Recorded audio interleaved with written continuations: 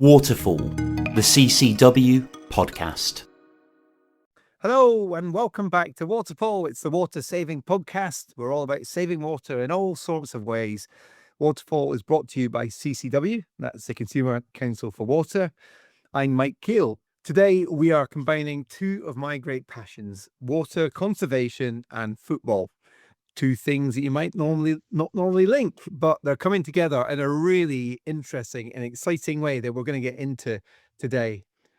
Millions of litres of water are needed each season to keep football pitches in tip-top condition. But with water scarcity becoming a growing challenge, football is now having to rethink how it manages this precious resource. So before we kick off, don't forget you can get in touch with Waterfall. Drop us an email at podcast@ccw.org.uk. And you can find us on the socials, our handles at CCW Voice. So at Keys Park in Staffordshire, which is home of the mighty Hednesford Town, who currently sits second in the Northern Premier League Premier Division. That seems like too many Northerns in there. And also at Everton's new Hill Dickinson Stadium at Bramley Moor Dock in Liverpool, there are state-of-the-art pitches that have been installed. These just aren't any old pitches. They've been engineered to harvest, store and recycle rainwater, keeping the turf green and keeping it game ready. So to tell us how all this works and why it's such a game changer for water saving and in sports, we're joined by Jack Shuttleworth, who is the founder of FORMA, the company behind the cutting-edge Formavoid system that sits beneath these pitches and makes it all happen. Jack, a very big warm welcome to you. Nice to see you. Nice to see you too. So let's just start. Tell us a bit about FORMA. Tell me how it was formed and what inspired you to develop water-saving sports pitches. Okay, yeah. So FORMA really is technology originated from sustainable drainage systems. So a lot of our technology stems from managing stormwater in the urban environment, essentially to prevent flooding downstream. What we do is when we design new developments, which could be car parks, service yards, football pitches and the like, we have to, by legislation now, provide stormwater attenuation volume and a controlled discharge to sewer. What that means is during a storm event, we prevent flooding of downstream sites, essentially. So what we've created is technology that allows us to design in line with the best practice guidance.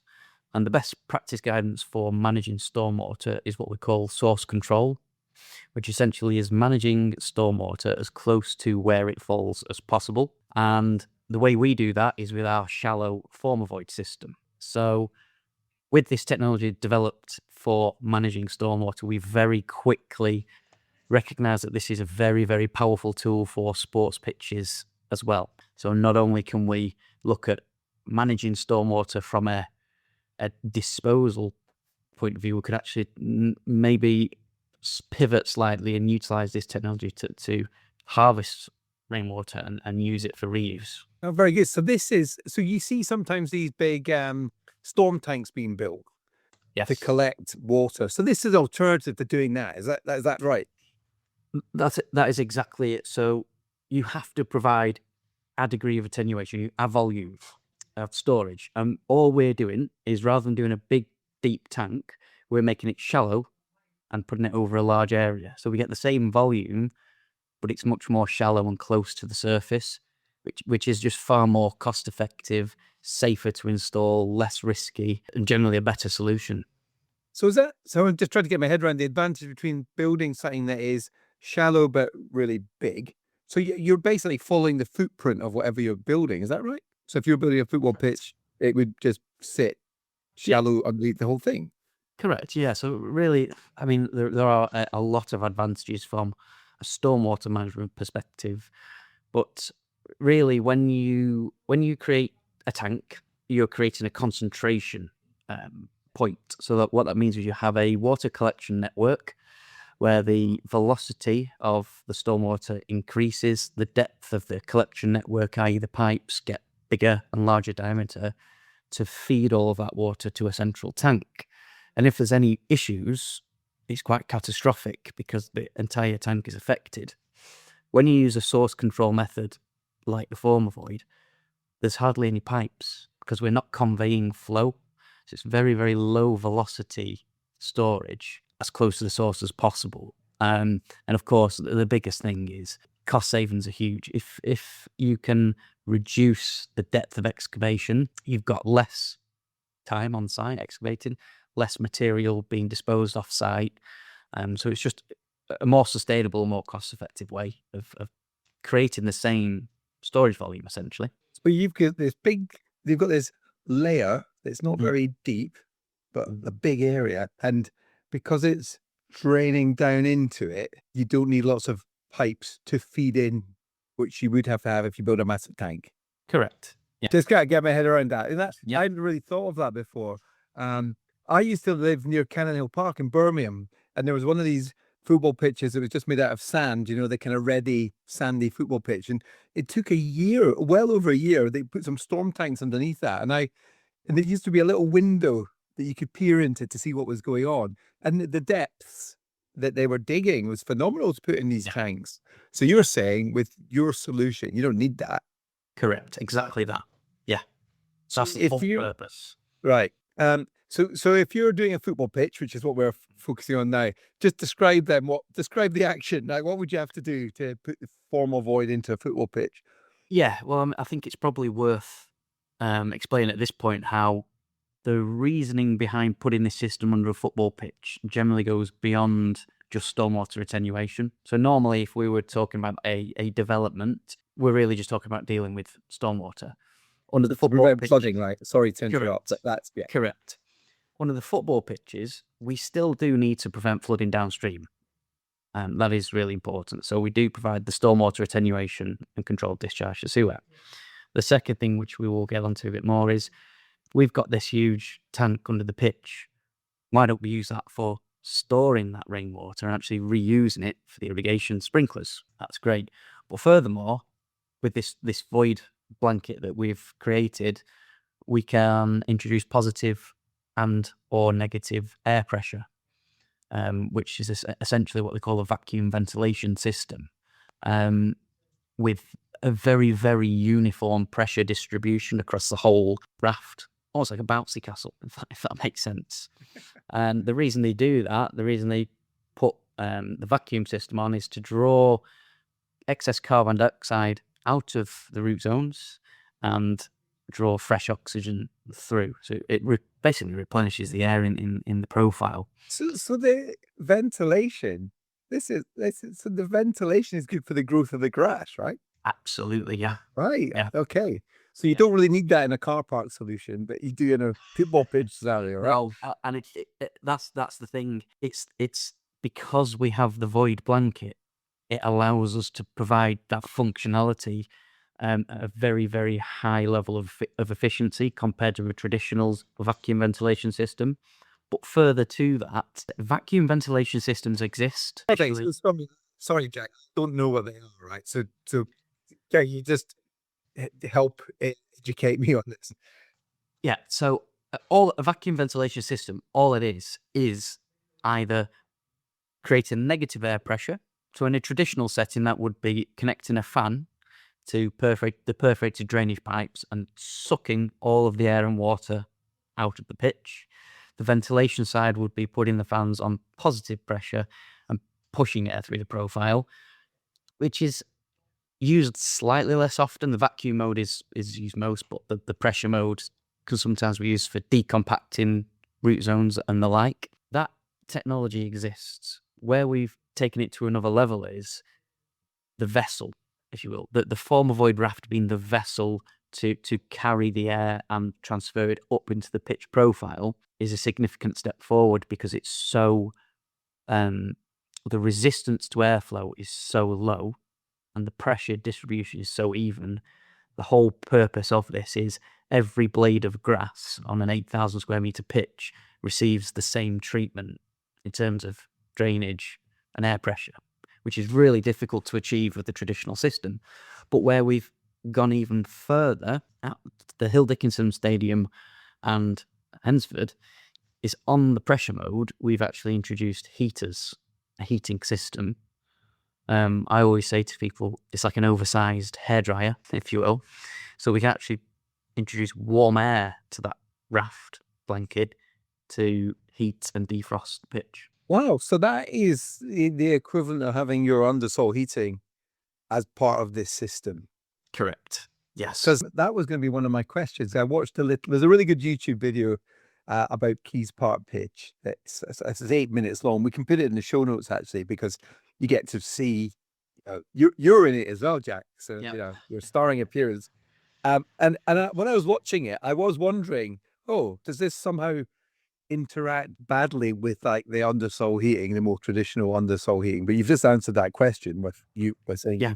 actually it's integral to what you're doing. Correct, yeah, and to sort of further expand a little bit on the heating side, we have data that shows how the cost, the monthly cost to run the heating system is a third of the cost of a traditional heating system. So heating with air is far, far, far more efficient, and performs. We can get the pitch to the same temperature. But we can actually get it there faster as well. But really, the key is ongoing cost savings on the heating side and efficiency. Wow, really is like it's helps prevent flooding. It's got ventilation, including the heating mode. Helps the grass grow. You got water reuse element, which is what I want to dig into. Yes. Into next. So you've collected this water in this system. Yeah. And then what happens to it? To the water. Mm. Yeah. So it's probably a good time to really delve into how the water management works, which is, to me, the really exciting part. So the way the system works, the formation is prepared and the whole pitch is sealed with an impermeable membrane liner, which basically means we're creating the whole pitch as a tank, as we've discussed. And then we install the Formavoid system, which provides that 100mm void blanket across the whole area, and that is our water storage. Now, the way it works under normal operation, let's say just drainage, which is important. When it rains, the water percolates through the pitch profile very, very quickly. It might even be encouraged by the vacuum system, and the water then is stored within the Formavoid raft. It then makes its way to the outlets. There's 6 outlet points in the pitch. They're all just 150mm diameter, so very, very small diameter pipe. That's important. And then that is connected to the existing sewer outlet. Now, what's really important about that is the outlet to the sewer is controlled by a valve. So we have the option, if we want, to either allow that water to leave or not. And that's really how the harvesting works. If we decide keeping the water in, it's harvesting. If we let it go, it's being released to sewer. Now, all that is done by a remotely controlled valve. So the way it's set up is with water level sensors. When the water level in the Formavoid raft exceeds a preset level, the valve opens and allows water to go to sewer. So that is under a storm event. Ordinarily, the valve remains shut, so we can build the water level up in the raft to where we want it, say 30mm. And then, like I say, when it exceeds, it goes to sewer. But the reason I wanted to explain that, one of the key elements from a drainage perspective, or the 2 key elements, one is the controlled discharge to sewer. So we're only releasing at a controlled rate. That's very important. But secondly, because we have control of a contained tank, it means we can also monitor the water quality, which we do. We have water quality sensors in there. Primarily, the water quality sensors are there to ensure the water is of an acceptable quality to reuse in the irrigation system. But it goes further than that. Is the water of an acceptable quality to discharge to the sewer? Is possibly a more important question. The reason I say that is, in football, it's commonly known that this grass has to be as close to perfect as possible 12 months of the year, bar renovation period. To do that, we introduce lots of fertilizers, nitrates, etc. How much of those nitrates are being washed through and washed to sewer? and contributing to the eutrophication problems. Mm. We have control over that. Hednesford have control over that. Everton have control over that. They can monitor their water, and if there happens to be excess nitrates in that water, there's two things they can do, or two takeaways. The first thing is close the valve, introduce mains water to dilute the concentration, and then either allow it to go to sewer or put it back on through the irrigation system. But secondly, it actually tells the grounds manager something more important. It tells them they've put on too much fertiliser because it's washed through. So what do they do? Put on less next time, which is far more efficient, effective, and it can save a bit of money as well. And it's better for the environment. Wow. And again, this is surprising me every turn now. I was not aware of this. I'm aware of nitrates being a massive issue in the environment, but I was not aware that you had the ability to monitor that water quality. That's quite something. Wow, that's really good. And also, with the cost of fertilizers has actually been going through the roof as well. So Yeah, potential for money saving there.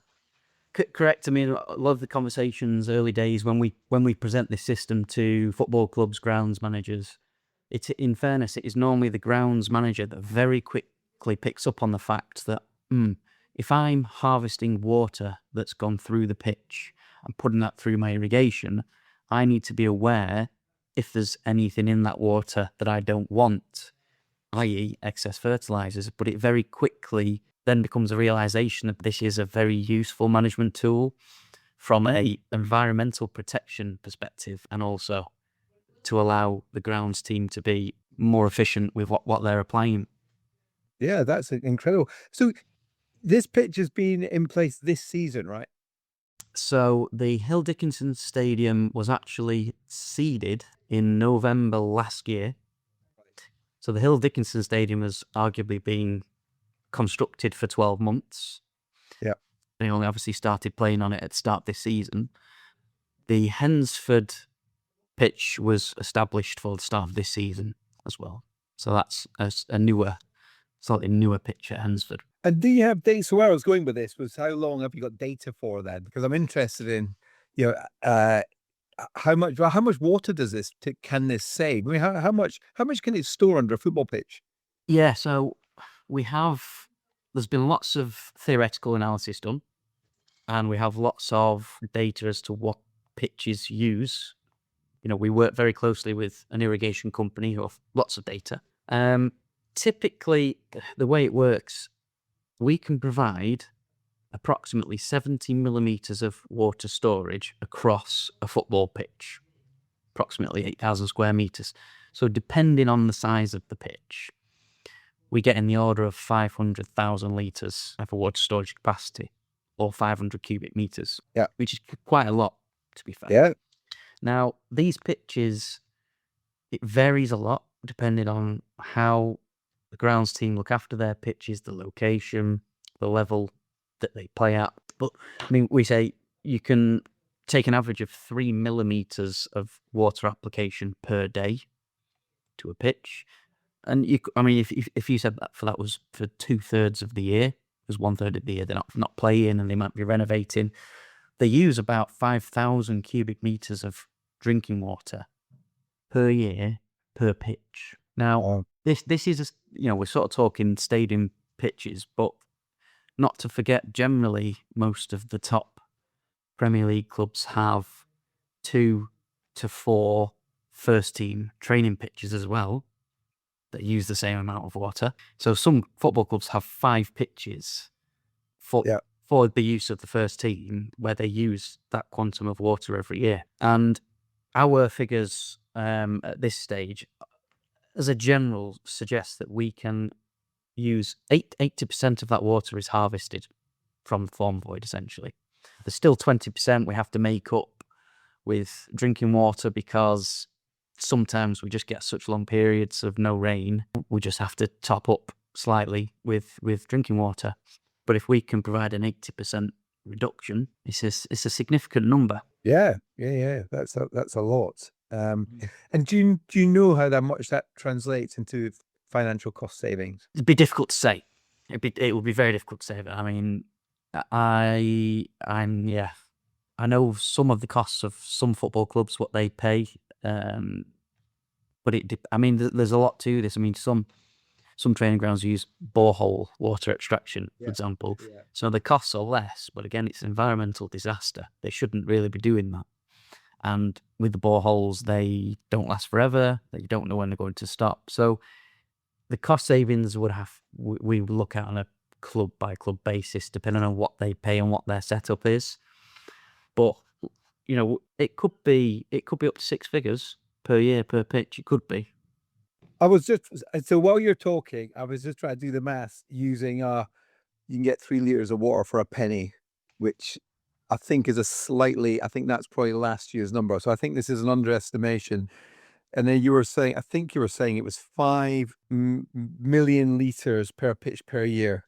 You said 5,000 cubic meters, right? Correct. Yes. Yeah. So that was 5 million. Then you said 80% of that could be saved from harvesting, Correct. which then would leave 4 million liters, and 3 liters for a penny. That's over £13,000 a year. So you're right. I mean, that's easily a 5-figure sum. Yeah. Yes. Yeah, that's just a calculation done live. No, but the thing with that, by the way, where the savings get interesting, it's infrastructure.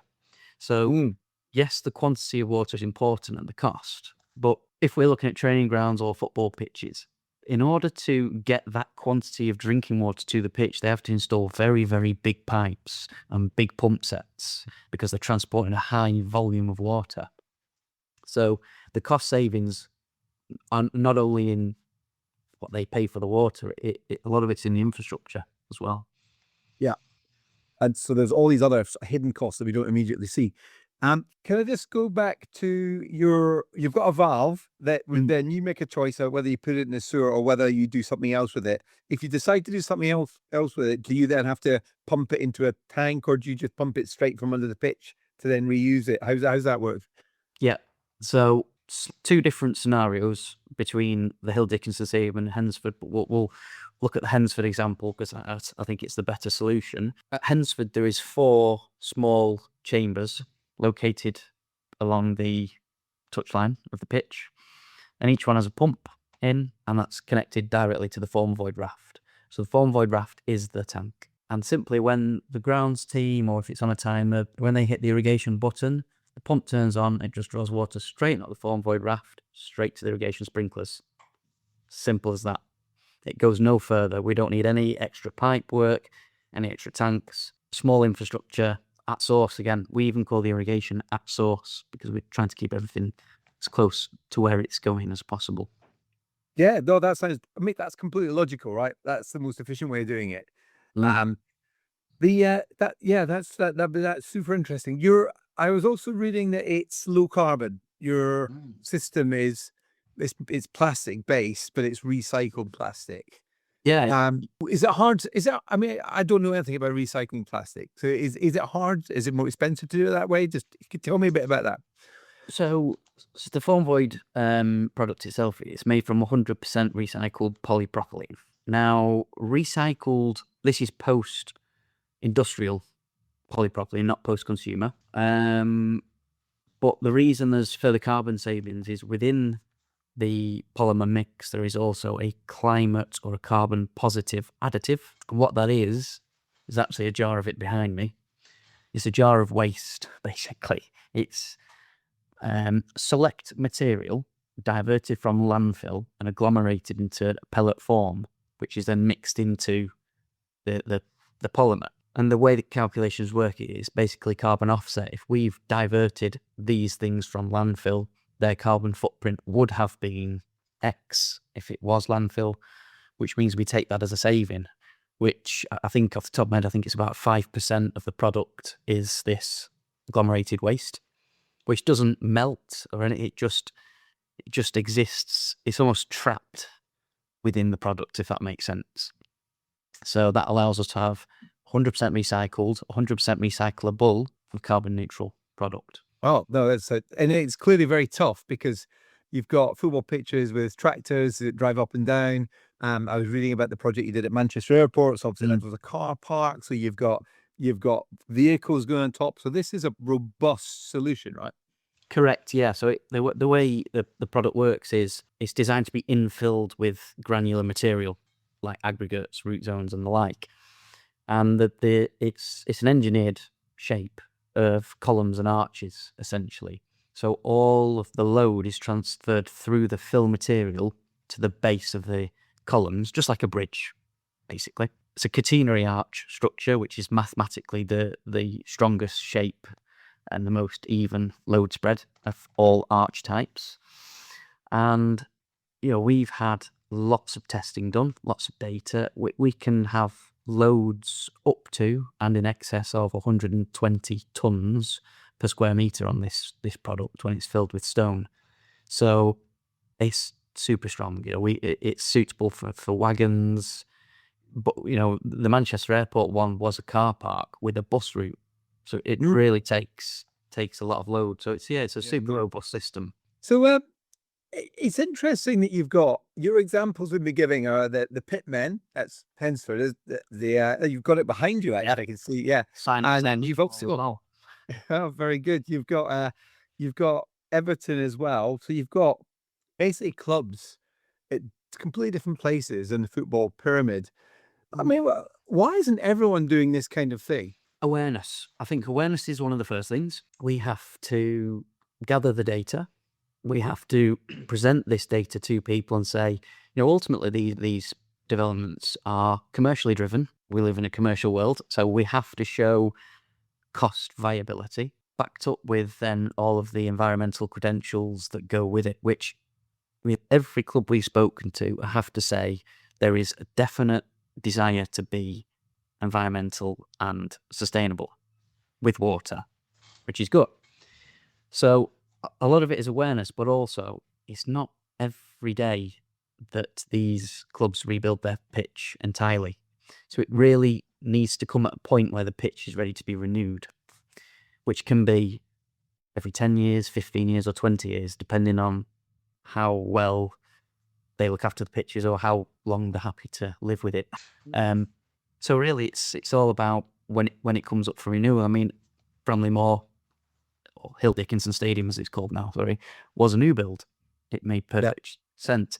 Hednesford was a complete reconstruction, so it made sense. So I'd like to think on any sort of significant new build stadium or a significant rebuild, with the system would be considered. I mean, this system, to give you an idea of its reach, we've got specifications in Saudi Arabia with our international partners. So there's a lot of global interest in the system, all for the same reasons: water management and performance. So it's early days still, but it's definitely getting out there. So I've got 3 daughters. All their matches were cancelled last weekend. Flooded pitches. Could it be rolled out at that kind of local level, or is it prohibitively costly at this point?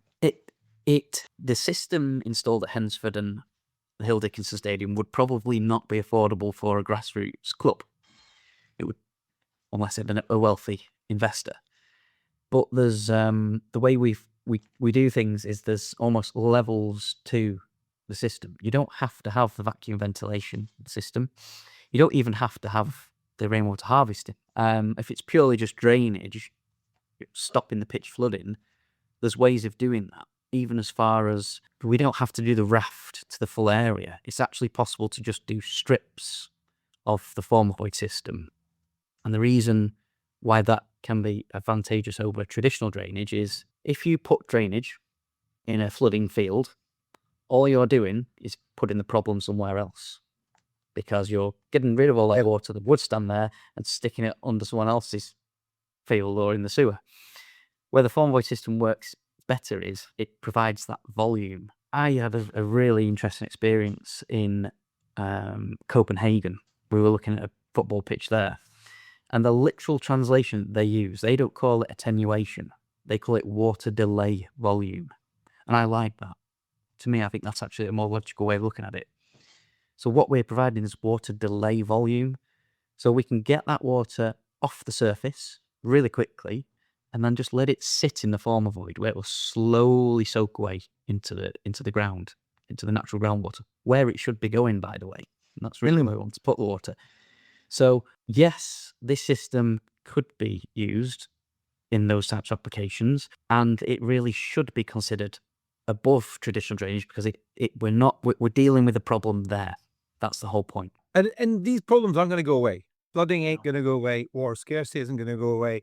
And pollution hopefully will go away, but we need to be tackling problems at source, as you're suggesting as well. So you can see it. It's what I like about this is it's a very clever solution, yet simple. Yeah. Yeah. And then both things can be true.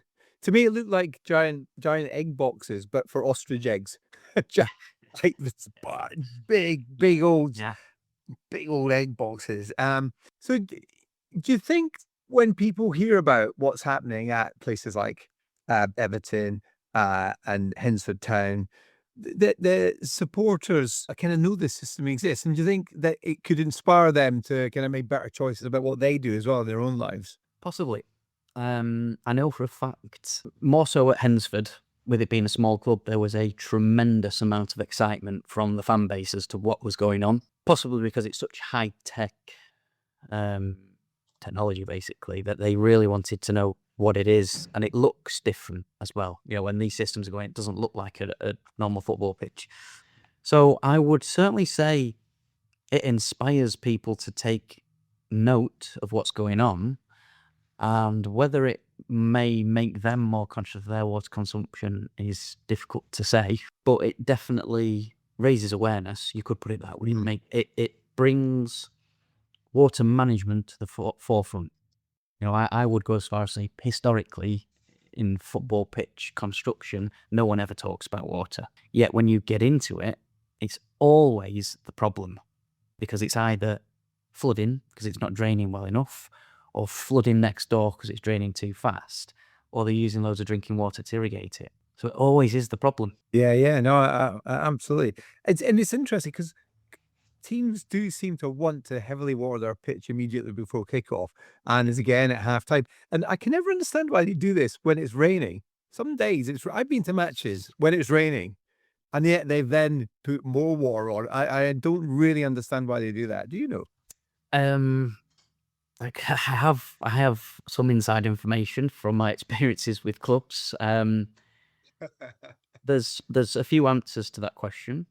The first one, some people would say it makes the surface faster. It makes the ball skim quickly. It's possible. Others, it's superstition. They just, Really? yeah. If what it is, for example, if they don't irrigate at half time and they have a bad second half, the first thing the manager will do is blame the irrigation. The pitch was too dry. I've seen it being done a few clubs. So there's multiple occasions, I will say, where the grounds manager, whose sole responsibility is to look after the pitch and do everything in the best interest of the pitch, the only reason they irrigate is because the manager said so. And what does the manager know about growing grass? Interesting. Very interesting. I mean, I do think in general there's a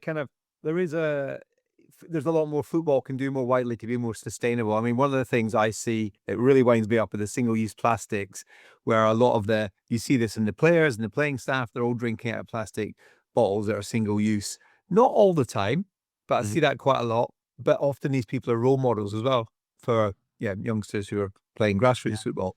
I've got a season ticket for Villa Women, actually, and our seats are close to the away dugout. And I was impressed with Chelsea earlier in the season because they came and they all had reusable water bottles, and I could see they had a massive tank of water that they would use to be filling this up. So actually they were taking a different approach, which was good. I mean, this is more about single-use plastics rather than water itself, but it's all part of that wider sustainability agenda, and there's a lot of embedded water in making plastic water bottles. So